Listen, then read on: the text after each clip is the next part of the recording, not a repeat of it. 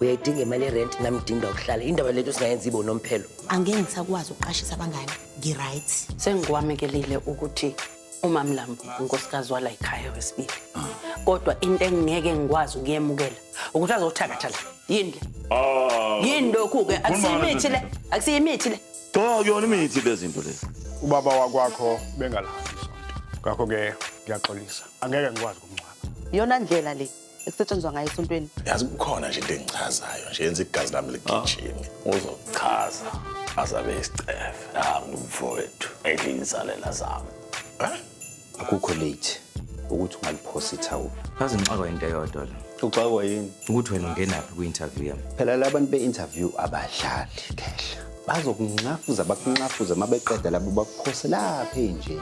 Ready noma yini? How already? Hey mama. Akwehla ngehlanga. Ezibhlungu nje azipheli mama. Umama mengathanda ukuthi abheke labangcwabi laba basendaweni. Uzame nje mama.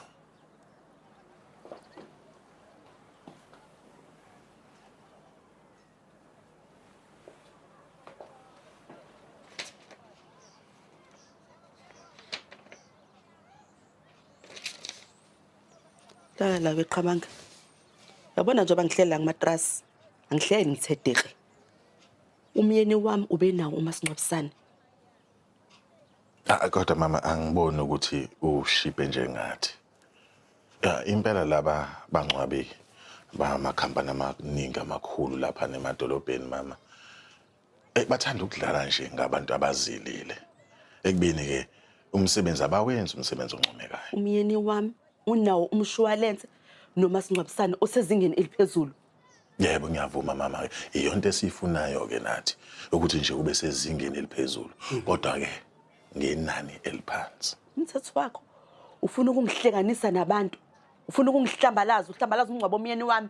Ngalabo qhipkhowe laba amasingcwabisane wakho. Hayi cha mama ukuthi nje mengicabanga ukuthi mama angathanda ukuxhasa osomabhizinisi bala endaweni. Lalela Qabanga. Ngifuna umngcwabo womyeni wami ube nezizotha. Uhlonipheke. Wena uzofika la kwami. Uzongifuqa. Ngala mapheshana akho Qabanga. Hayi kahle hayi sekwanela sihlisene umoya. Iyobe kamadlala iyobe.